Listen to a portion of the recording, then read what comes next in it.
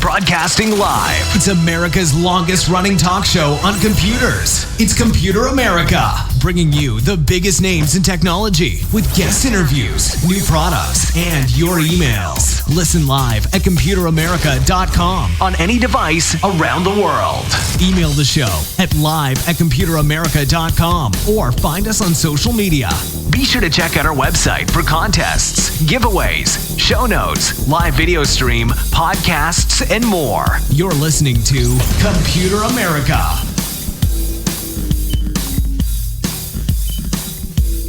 Hello and welcome everyone into the Computer America Show. We are the nation's longest running, nationally syndicated radio talk show on computers and technology. Everyone, how you doing? Welcome on to Computer America. Today on the show we have computer and technology news. We have a lot to catch up on. Everyone, I hope that you're doing well, you are happy, you're healthy, and hey, you are ready for some technology news. So everyone, before we get started, computeramerica.com. That's where you'll find everything, past shows, future shows, the latest on Computer America. You can find it right there. Yep, and of course there you can also find links to the podcast. If you can't catch us live on IRN, then that is the next best place to catch us, which is of course wherever podcasts are heard. On top of that, links to social media, check us out there, give us a follow, give us a like. That's the best way to keep up to date with what we're doing. And yeah, I think that should be about it. So everyone, let's go ahead and get started with computer and technology news brought to you by Computer America. Here we go.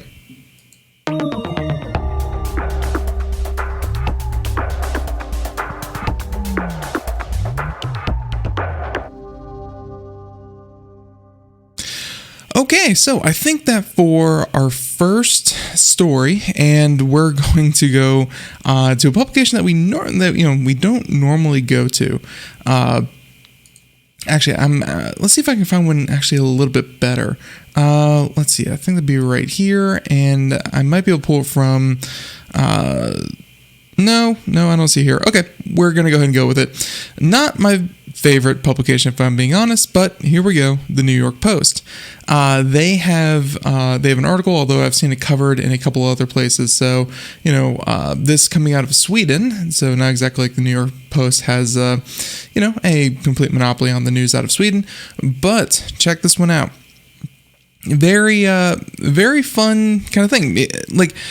So obviously cryptocurrency over the past couple of months has had a wild ride. You had Bitcoin going all the way up to like $63,000 at one point. You had things like Dogecoin go from, fractions of a penny all the way up to, 60 cents or something like that. You had cryptocurrency that if you were holding long enough, then you would, you might have been tempted that when Bitcoin went from, 15,000 and then it jumped up to 30,000, you might have said, double my money, perfect, let's go ahead and do it, and sell it. Or when it reached 45, you say, triple my money, go ahead, sell it. $50,000, $60,000, $63,000. All, that entire time you may be tempted, sell. But then you, of course, have, the opposite side, that when cryptocurrency goes down and tanks, you may think, well, time to cut my losses. I gotta go. This is the fear of missing out, that roller coaster of emotions that every cryptocurrency investor, or, well, in this case, criminal, has to deal with. When do I sell? When do I trade in? When do I trade out?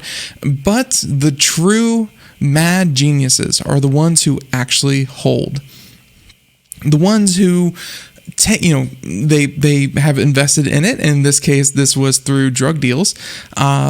and they hold. Well, these gentlemen did not hold on purpose. No, rather, the Swedish government actually seized their assets and then, threw them in prison. And while they were away for 2 years, the assets that were seized by the Swedish government appreciated to $1.6 million, or about 36 bitcoins. And at the time, it was worth about $140,000, which is still a sizable amount of money. But here we are 2 years later, and you're looking at 10 times that.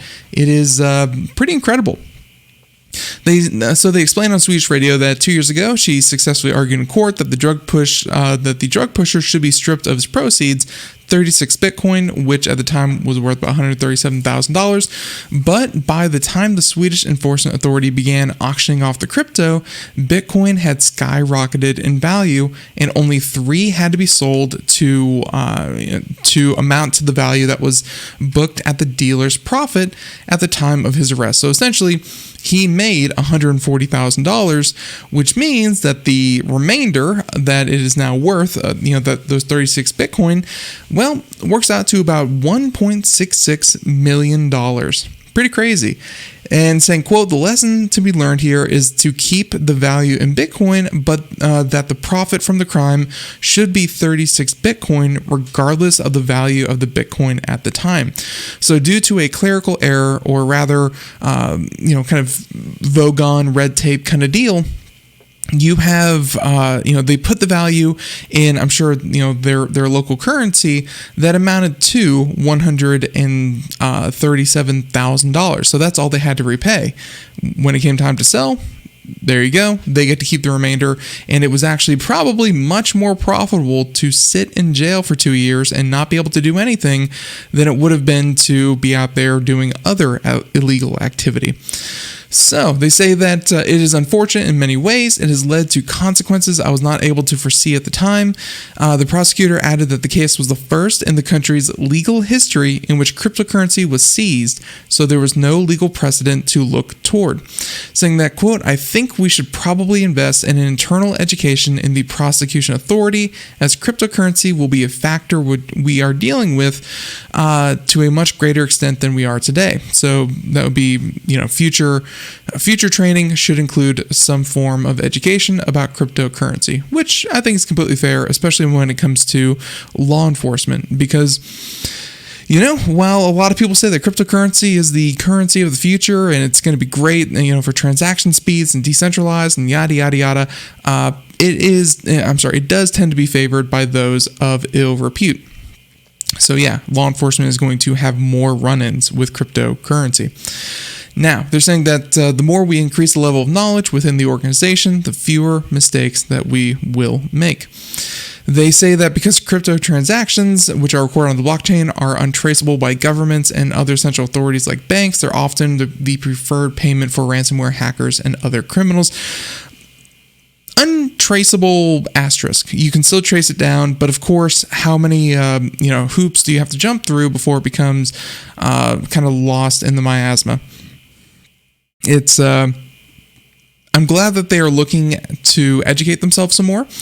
Again, this will definitely come up, but the whole point of the story, once again, was that they were forced to not sell the cryptocurrency because it took 2 years to finally get around to auctioning it off, because it was seen as an asset, not just currency. And instead of, again, a clerical error, instead of saying auction off 36 Bitcoin, instead they said auction off, the value of 36 Bitcoin.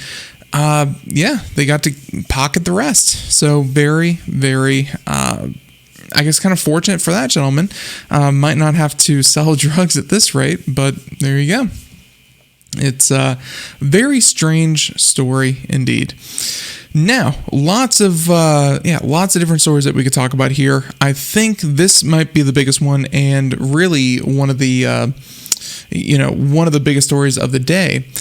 and it has to do with Bosch. So Bosch, you may know them from tools and so much. They actually do a lot with semiconductors when it comes to car production. They're actually one of the largest providers of chips or semiconductors to the automotive supply chain. Well, check this one out. Bosch says that the semiconductor supply chains in the car industry no longer work, which is pretty dire, kind of warning that a company as large as Bosch is saying that, it's breaking down. Like it's been up until this point. A lot of people have said that, delay. It may not be till 2022, 2023, and in some cases 2024 before we start seeing some normalcy in these, in these supply chains. Now Bosch is essentially saying that, it's just not working and we can't get it back up and running. So German technology and engineering group Bosch, which is the world's largest car parts supplier, believes semiconductor supply chains in the automotive industry are no longer fit for purpose as the global chip shortage rages on. So they mentioned that, they mentioned in an interview with CNBC, which is where this article is from, that supply chains have buckled in the last year as demand for chips in everything from cars to PlayStation 5s and electric toothbrushes have surged worldwide. And, for those who are completely in the dark about this, when COVID started, a lot of people canceled their orders. And by people, I mean companies. So, when you have a company like Toyota say that, we expect to sell 1 million less cars, we want to cancel our semiconductor order of 1 million whatever. And then, of course, you multiply that by all the different companies that had to change their outlook, their forecast. And, of course, a lot of these plants couldn't even open to produce. If they were to actually receive the orders, they would not be able to build out the products that they were intended to go for. And then on top of that, you had the semiconductor factories themselves that couldn't operate under COVID or had to have limited production availability for COVID. So all of that compounding. And then the part where it got really bad was that those industries bounced back very, very hard. Or I should say fast. They bounced back to the point where they said, we have to make up for last quarter because we didn't produce anything, and we have to make up for the upcoming quarter. So we have to fill our back orders. And on top of that, we have to start fulfilling future orders. And that's where this global shortage really comes, is that you have everyone from Sony to Mercedes-Benz to Ford to, Philips with their toothbrushes, almost anything and everything. And of course, that goes for graphics cards as well, Intel. All of them have to deal with this semiconductor shortage because it goes into so many products. And yeah, it's hard to, let's say you can only produce, 5 million units a quarter, and suddenly you have orders for, 15, 20 million a quarter. Even at 100% capacity, it's going to take you a long time. And then, of course, beyond that, as time goes on, it's going to, of course, completely it's only going to compound as it continues. So coinciding with, in February, a winter storm in Texas caused blackouts at the NXP Semiconductors, which is a major provider of automotive and mobile phone chips. In March, there was a fire at a semiconductor plant in Japan. In August, factories in Malaysia have been abandoned as national lockdowns were introduced to reduce the spread of coronavirus. And of course, natural disasters also happen around the world. Now, they have to say that as a team, we need to sit together and ask for the future operating system. For the future operating system, is there a better way to have longer lead times? Saying, quote, I think what we need is more stock on some parts of the supply chain because some of those semiconductors need 6 months to produce. You cannot run a system every 2 weeks. You get an order that doesn't work. So whether, again, like I was just saying, you can cancel all your orders for 6 months out, but then as soon as you want to flip the switch, I mean, that just hits reset on the whole thing. And we've never really had a global crisis like like COVID has really introduced to a lot of people out there. So yeah, this is certainly unique, and it definitely is COVID related. Now, they say that, and the article goes into a bit more about, all of this stuff with the new chip plants coming to Germany. There's more chip plants in the United States with Intel and TSMC looking to expand as well. They're trying to kind of fix the solution, but I mean, it takes time to get factories up and running. And I gotta say, we're probably gonna wrap up the article here, but yeah, the answer to this is most likely going to be a kind of a wider supply chain where parts come from more than just one place, more than just Southeast Asia. Semiconductors are going to be made around the world, definitely in parts of Europe and definitely in the United States as well. Because having everything centralized in one place, be it Malaysia, be it China, be it, Hong Kong, Taiwan, wherever it may be, you're going to run into issues if any of those places have political turmoil, natural disasters, so on and so forth. So yeah, this is big news, saying that, again, Bosch is just saying that the supply chain needs to be improved because what's currently happening is not working. And I got to say that, again, the answer is probably,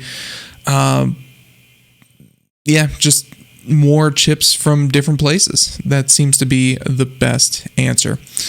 So with that being said, story number 2, plenty of time. Story number 3, let's talk about something a little bit more upbeat. Let's see if I can okay, this is perfect. Engadget, the one, the only, Mr. Chris Holt, and Stardew Valley. If you've never had the pleasure, I personally probably need to revisit it myself. I've only put in like 100 hours. I feel like I could do so much more. And it's one of those games that was developed by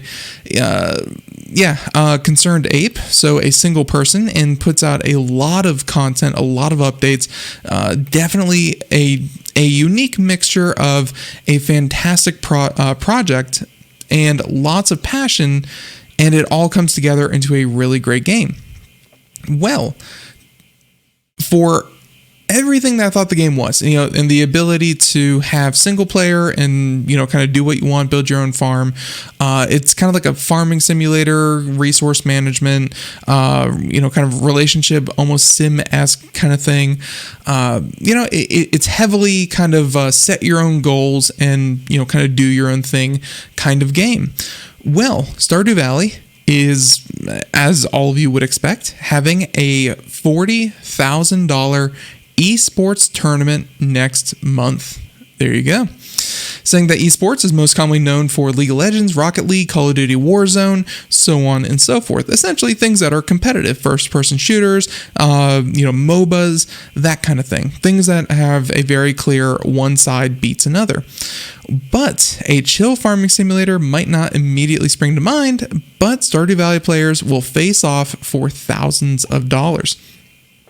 So the creator, Concerned Ape, said that the first official Stardew Valley Cup event will take place at noon Eastern on September 4th, saying that it's a competition of skill, knowledge, and teamwork with a prize pool of over $40,000. This should really, as fun as it is to say, this isn't even like the weirdest esports tournament that I've heard. And again, esports meaning electronic sports or video games played competitively.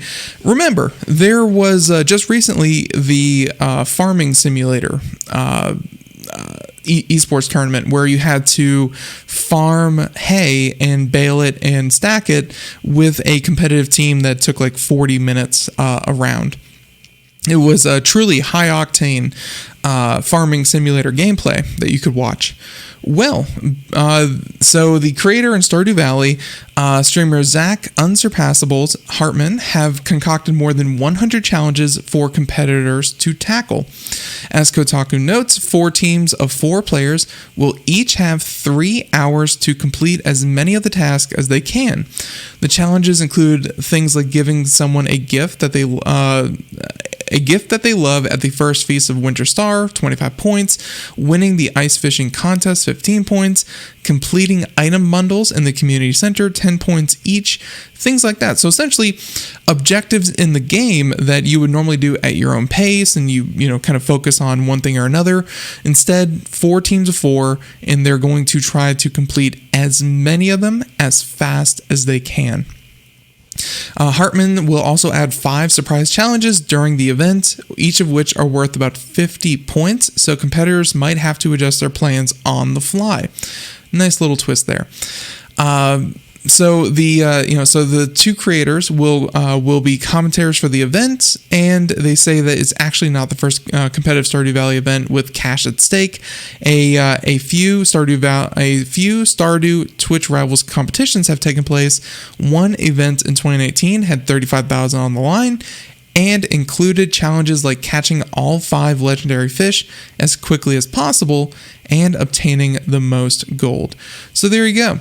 It's essentially a competitive Stardew Valley event, and again, taking place September 4th. So if you're looking for the most cutthroat, ruthless Stardew Valley content, that sounds like a good place to find it. Very, very fun. And I'll probably check that out myself.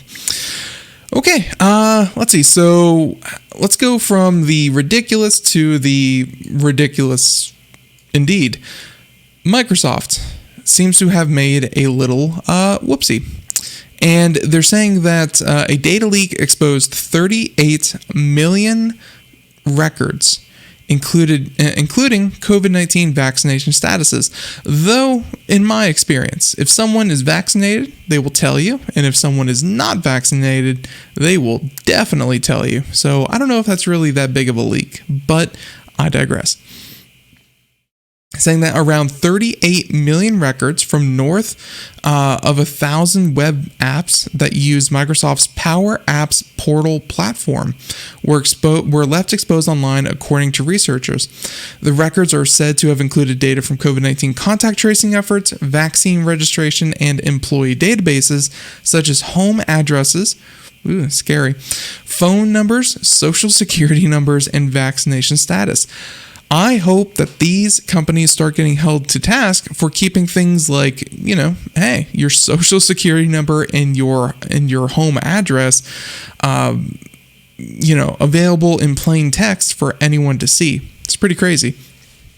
Now, data from some large companies and institutions were exposed in the incident, and just like a lot of these cases where it's the portal behind the scenes. It's not exactly Microsoft. Well, it's not exactly Microsoft that was, kind of truly the one who lost data. No, turns out it's going to be, companies again like American Airlines, Ford, the Indiana Department of Health, and the New York Public School System. The vulnerability has mostly been resolved, and researchers from security company UpGuard started looking into the issue in May. They found data from many Power App portals that was supposed to be private was available for anyone to access if they knew where to look. And in a lot of these cases, if memory serves right, it's something more to the effect of, something just didn't have a password. It was supposed to be set to private. Someone was lax in their duties, and they just decided, whatever. It's easier to not have it protected like that. So, UpGuard says it sent a vulnerability report to Microsoft in June, including links to the Power Apps portal, and researchers worked with Microsoft to clarify how to reproduce the issue. However, Microsoft analysts told the firm that the case was closed, and they determined that the behavior is considered to be by design.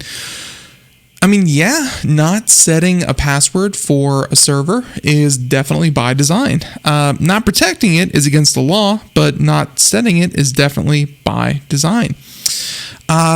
Yeah, so they say that UpGuard then started notifying some of the affected companies, which moved to lock down their data. It raised an abuse report with Microsoft on July 15th. By July 19th, the company says that most of the data had been from the apps in question had been made private. So there you go.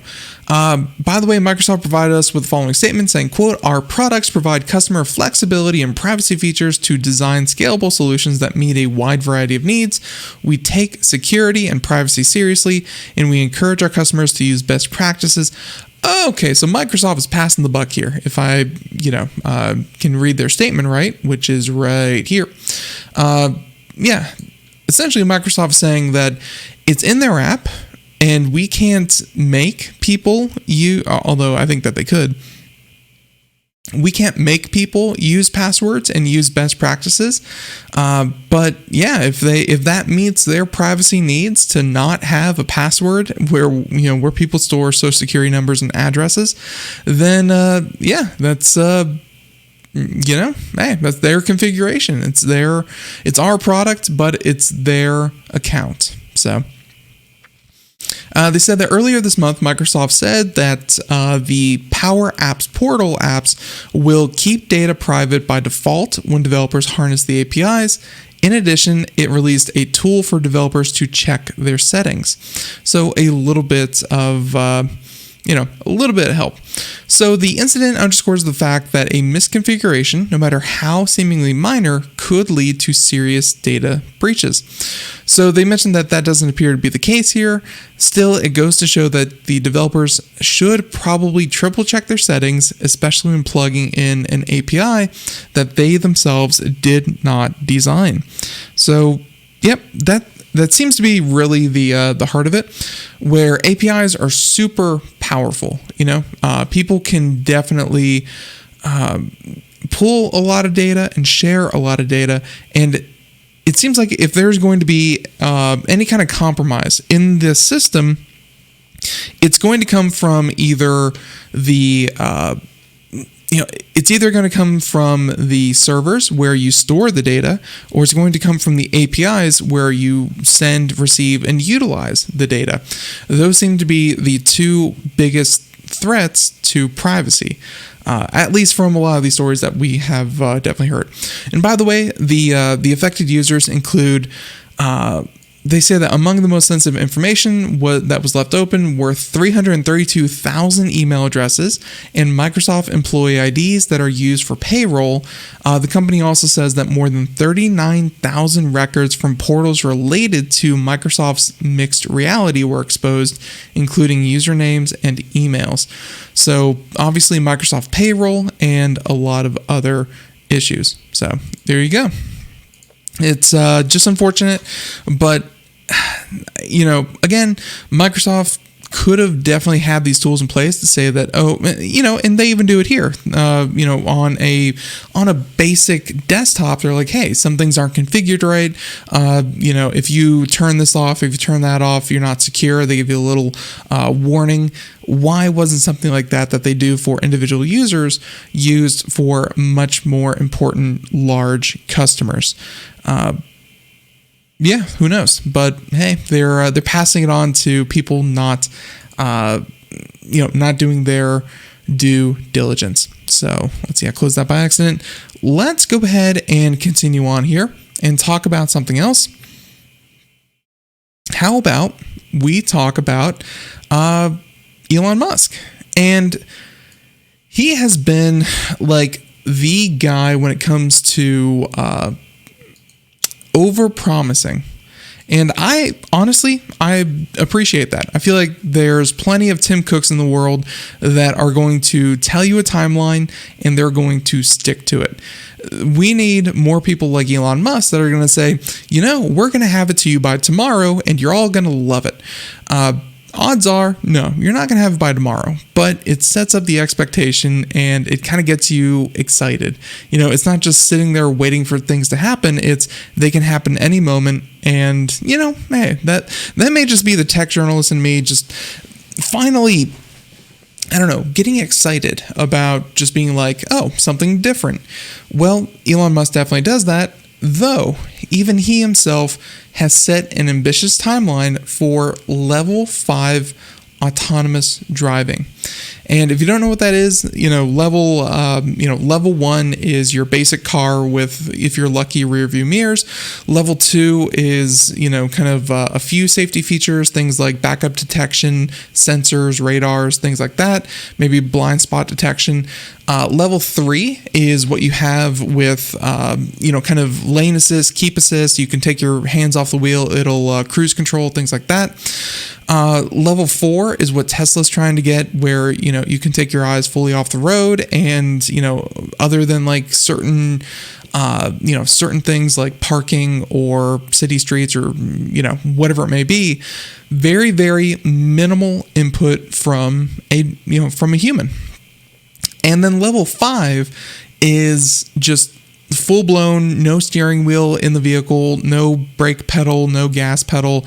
You are essentially just being guided along by robots. And yeah, Elon Musk said that we were going to be at level 5 by the end of the year.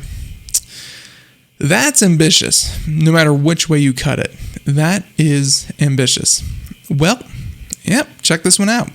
Saying that Musk turns on Tesla's latest full self-driving beta, says it's actually not great. So here we go. Saying that if you haven't been impressed with what you've seen of Tesla's latest full self-driving beta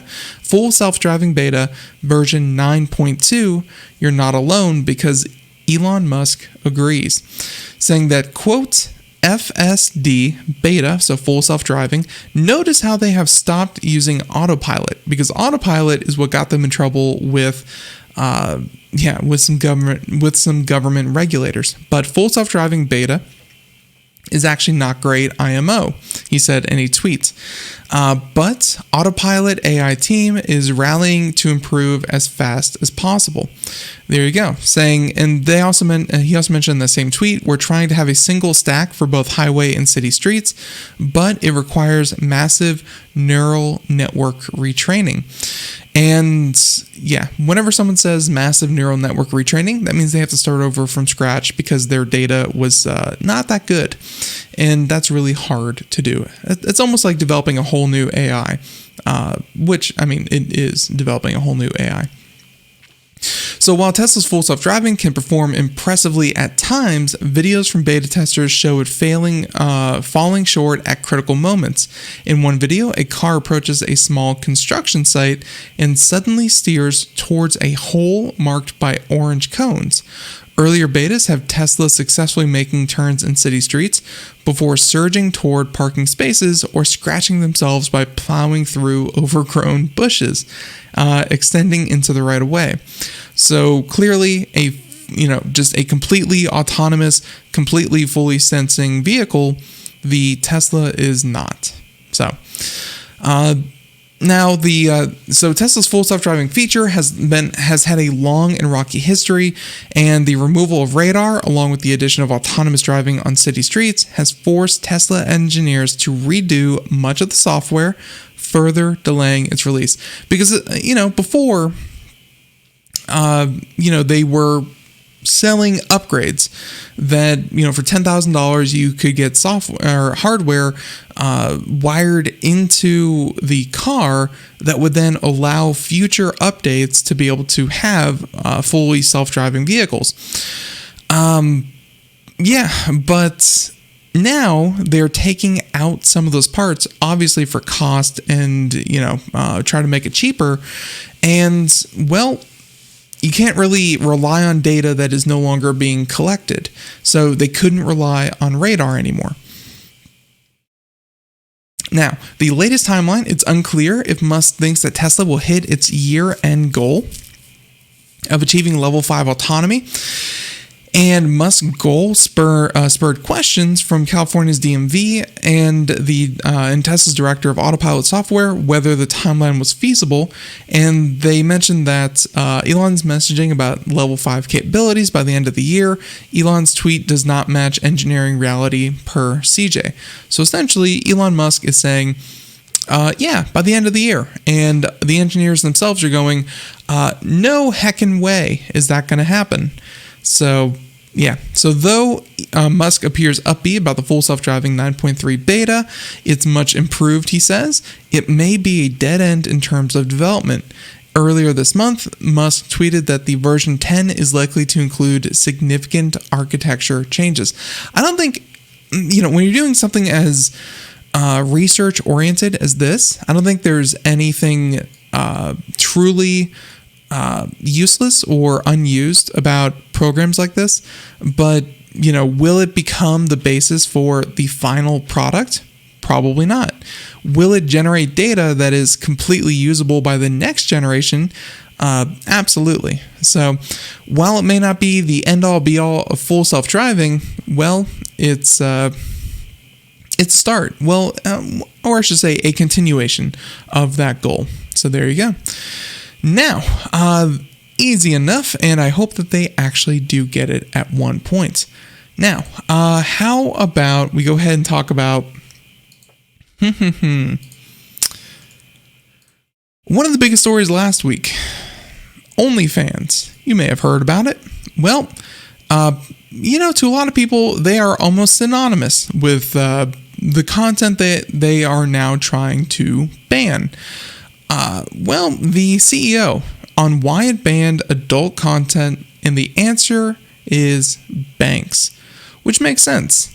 Let's go ahead and check this one out. So saying, quote, "We had no choice," and this is by The Verge, saying that OnlyFans founder CEO Tim Stokely says banks were behind the online fundraising platform's recent ban on sexually explicit content, saying that the change in policy, we had no choice. The short answer is banks, is what he told the Financial Times. Which obviously, when you are a platform that is used for payments, taking money from people and giving it to content producers, and of course keeping some for yourself to run the service, when your whole system is essentially money, well, yeah, you're going to need the backing of almost every single bank out there. So Stokely named 3 major banks that refused to service because of reputational risk associated with the UK-based OnlyFans material: Bank of New York Mellon, Metro Bank, and JP Morgan Chase. He said that BNY Mellon specifically had flagged and rejected every wire transfer involving OnlyFans, threatening its ability to pay creators. So last week, Bloomberg reported more generally that banking partners and payment providers had pressured OnlyFans into banning the promotion of explicit material starting October 1st. The ban will affect anything that shows, promotes, advertises, or refers to real or simulated I don't want to say that stuff on the air. Lewd acts. It will still allow nudity, but an email to OnlyFans creators suggested that things like zooming too close to body parts could violate the rules. So essentially, you could still have someone naked, but if it is in any way, which you can see how there could be a lot of overlap there, you can have someone naked, but if it is any way sexual, then yeah, you will probably be banned for that. Payment processors like MasterCard and Visa are well-known bottlenecks in the digital economy. They've recently clamped down on the use of cards to pay for sexual content, ostensibly to cut off platforms that allow sexual abuse material and non-consensual pornography. So there you go.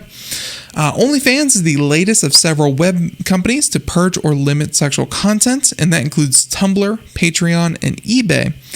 Did not know you could get explicit material on eBay. That's certainly different.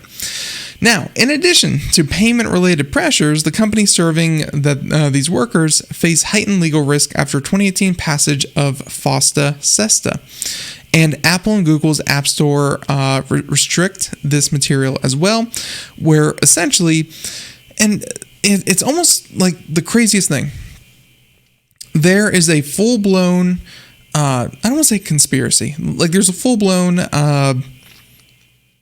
effort to get rid of sexually explicit material and not be associated with pornography, even though one of the most popular things on the internet is, of course, pornography. So very clearly, it's you can see where money really drives this. I mean, no one pays for that kind of content, but advertisers pay, companies to advertise their products, and they do not want to be associated in any way, shape, or form with that kind of content because, again, to use their words, flagged and rejected, a reputational risk.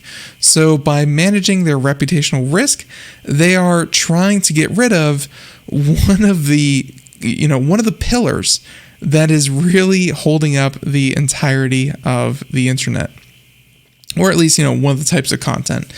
So I'm not saying that, it's not something that they should be doing, but it does seem rather strange that these companies, kind of got their leg up in the industry by offering this kind of content. And then when they got big enough to actually be noticed, then they drop it all like a hot potato and walk away from it and try to sustain their current level of, of growth, which is not going to happen. But hey, money talks, and they're walking away from their creators, the people, the users and the creators who made their platform popular.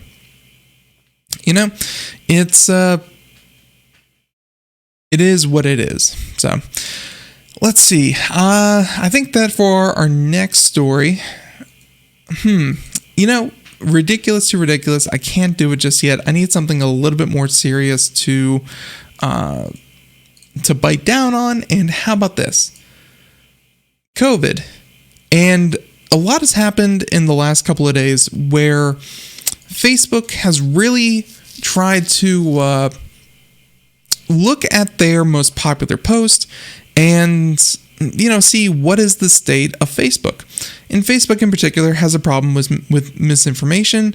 Who is the gentleman who runs Facebook? Mark Zuckerberg. Mark Zuckerberg went in front of everyone and said that, Facebook's doing great. We have a lot of a lot of information out there. We've done a lot to combat misinformation, so on and so forth. And by and large, try to paint a good picture for Facebook. But that doesn't seem to be the whole case. So a news article about a doctor who died after receiving a COVID-19 vaccination was Facebook's most viewed link in the United States in the first quarter of 2021. There you go. Saying that the piece, updated after reports said that there was no proven link to the vaccine, was popular with vaccine skeptics. The New York Times claimed that Facebook initially held back its report because it would, quote-unquote, look bad. Yeah, essentially giving people the ammo that they need to push misinformation. And, we have a whole segment on misinformation, fake news, that whole thing. We have a whole segment that we did here on the show, and we found that one of the biggest issues with misinformation, and it's actually what's found in this article here as well, is that flat out lies, saying that Mark Zuckerberg is a lizard person. Flat out lies like that are not as dangerous as half-truths, saying that, a doctor died after getting a COVID-19 vaccine, but no one says that he was hit by a bus. Things like that. Everyone's going to draw their own conclusions. There is a kernel of truth, but of course it leaves you with the wrong idea. So, they say that Facebook said that the delay was in order to make key fixes. The company had already published its widely viewed content report for the second quarter of 2021, in which it found a word search promising to reveal your reality was the most popular post. Similarly, frivolous question posts formed most of the top 20, but the New York Times revealed on Friday that the company had held back the early report covering January to March 2021. Essentially, put out the newer, more recent data and hide the other data just so, social media has been accused of not combating fake news enough, and misinformation and things like that. So, Can definitely see it. Now, the paper alleged that the report had not been shared because of fears that it would look bad for the company, and the most viewed links in the article were published by a mainstream U.S. newspaper reporting that a doctor had died 2 weeks after getting a COVID-19 vaccine. And that link attracted nearly 54 million views.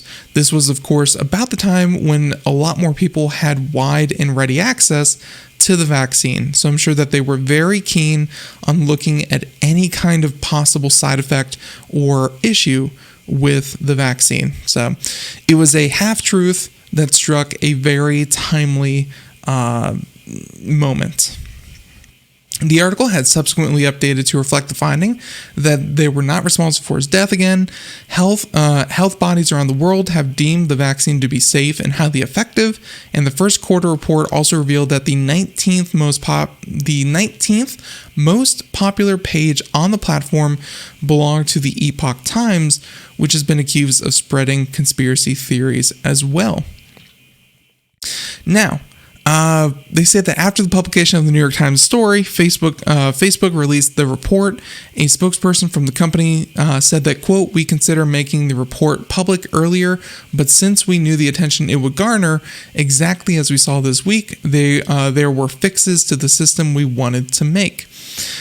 So essentially, they knew it would look bad, and they said, it wasn't done yet, even though they already released the next quarter one. They had plenty of time. They just didn't want to. So, can't really fault them for that.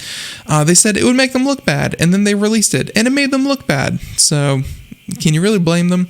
Both the quarterly reports focus on what is most viewed in the US, rather than what is engaged through likes, comments, and shares. They paint a different picture to data gathered by researchers and journalists, and Facebook's engagement measuring tool, which suggests that right-leaning political content is dominant on the platform, which, not to get political, but even Facebook themselves have admitted that when it comes to the leniency of censorship, they err on the side of, not censoring right-wing publications because social media has been accused of being a left-wing think tank. There you go. They said that the company did not answer a BBC question about whether the tool was under threat. So there you go. Yep, just a nice little, I can't say that word on the air, disagreement between Facebook and the report and,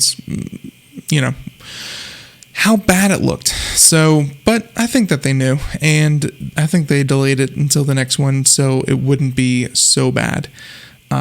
Everyone, let's have some fun. And some fun with this article.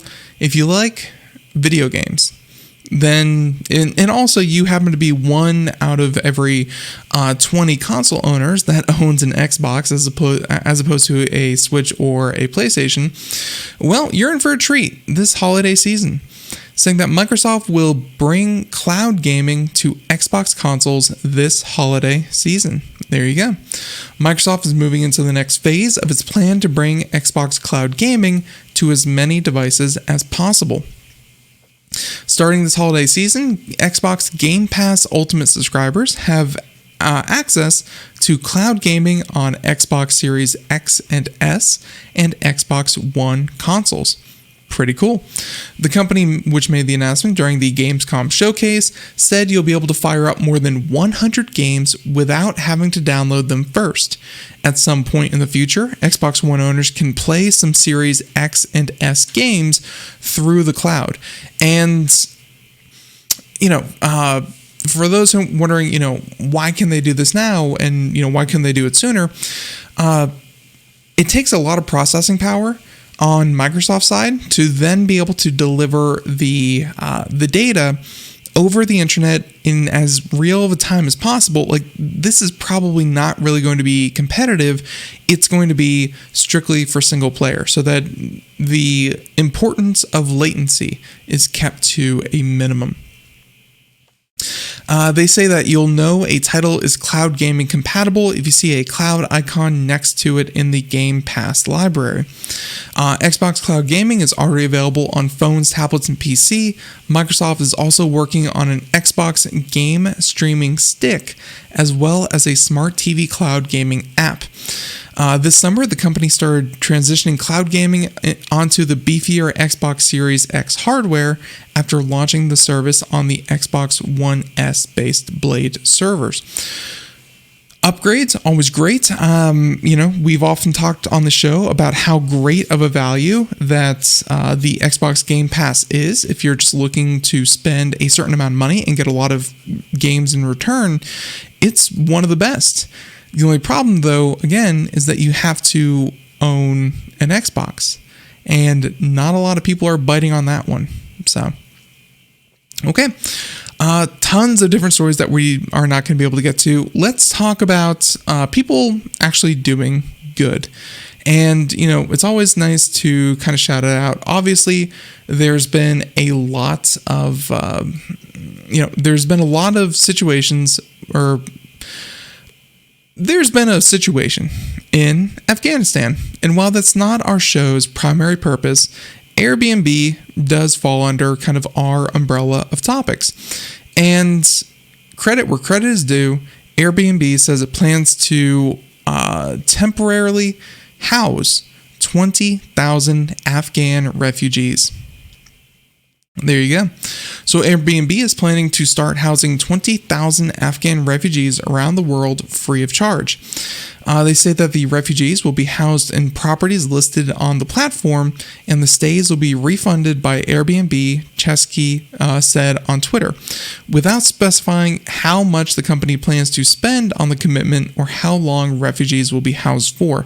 So 20,000 people, I'm sure that, they can go on the app, they can book someplace near them, and then, of course, Airbnb would just refund the amount that the Airbnb people would have spent if they had an actual person. The U.S. said Monday it had evacuated about 48,000 people from Afghanistan in recent days, while thousands are still trying to escape. They say that the displacement and resettlement of Afghan refugees in the U.S. and elsewhere is one of the biggest humanitarian crises of our time, and we feel a responsibility to step up. So they mentioned that companies of all shapes and sizes have rushed to show their support for the victims, and Texas Medical Technology, a supplier and distributor of medical equipment, told them that they plan to hire 100 Afghan refugees within a year at a 144,000 square foot manufacturing facility in Houston.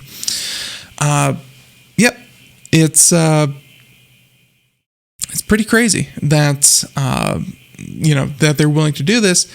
And even on top of that, they're saying that since 2012, Airbnb has helped 75,000 people who have been displaced or, who just need to find a place to stay during a crisis, have been found. So 75,000 people since 2012 have been helped by Airbnb.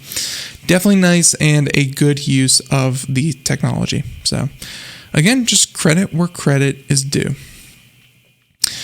Now, no credit where no credit is due. How much would you pay for a rock?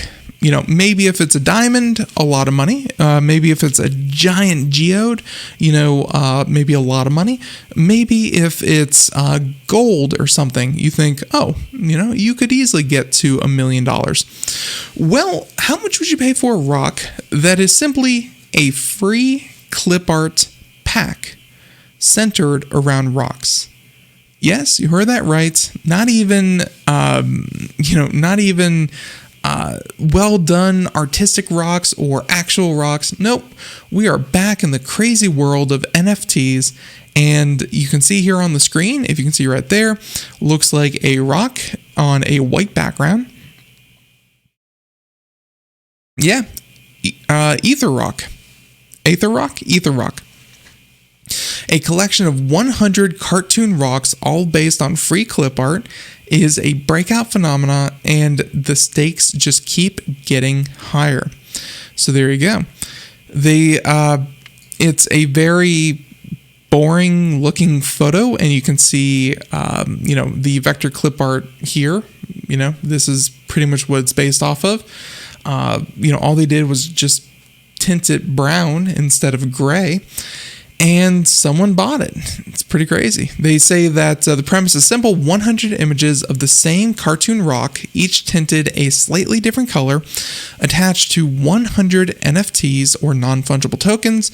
According to the collector's pseudo-anonymous developer, the rock image was pulled from the online clip art database goodfreephotos.com.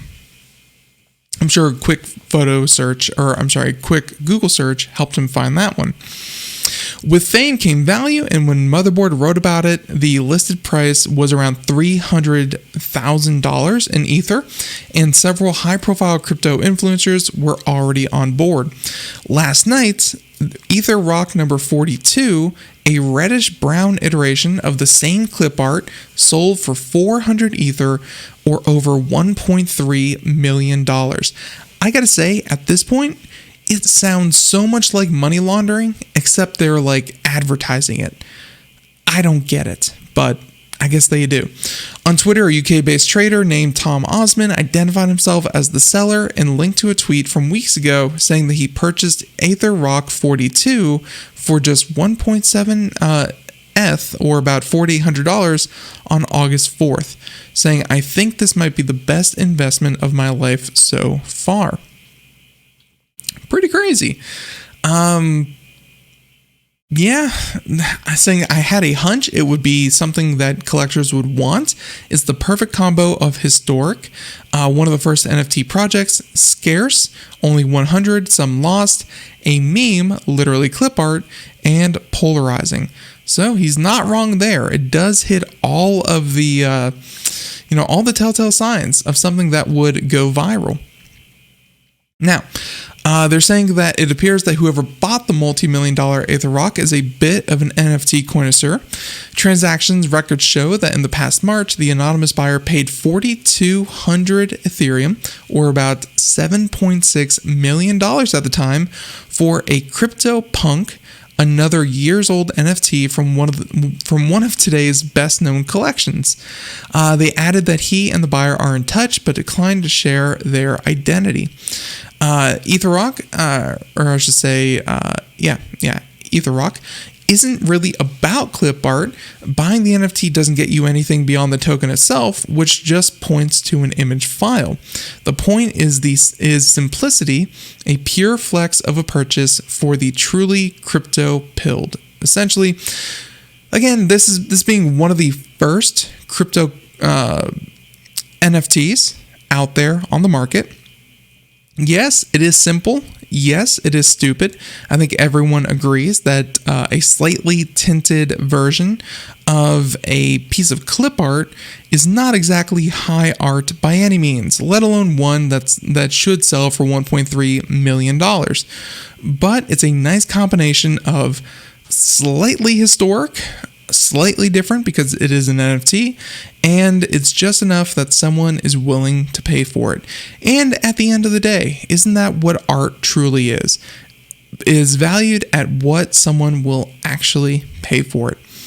And they mentioned that the rocks are about flexing. There are only 100 rocks, and people who try to pretend they own one get called out quickly because the data is all public domain.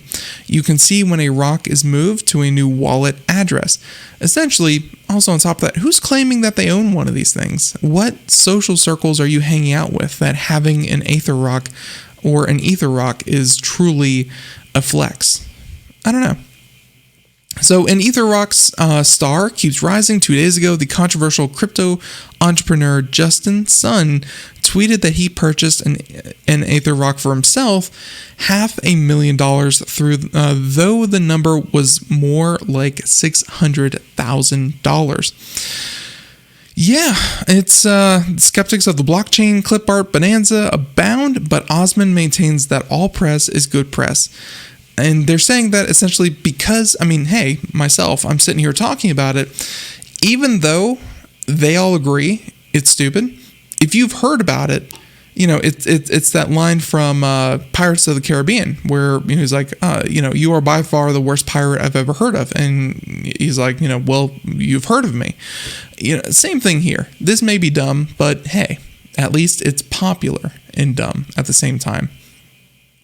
Now, let's, I really don't have time to do anything more. We have 1 minute left. Some of the other stories that we weren't able to get to include the hacker that stole 610 million crypto, $610 million worth of crypto has just finished 2 weeks later returning every single coin. So kudos to them. They said they were going to do it, and then they went and actually did it. We have that one. GM recalls every Chevy Bolt ever made and blames LG for faulty batteries. So that's about 142,000 cars, with 100,000 of them being sold in the United States. If you have a Chevy Bolt, you might want to check that out. So some of the other ones include that Spotify will, of course, Spotify will let you start charging for podcasts, and we have a ton more stories. We might get to them later. Who knows? But everyone, thank you for tuning into the show. We hope you had fun. And until next time, have a great day. Thank you so much. And hey, 4 p.m. to 5 p.m. Eastern, Monday through Friday. We'll catch you next time. Everyone, have a great day. Thank you so much. Bye-bye.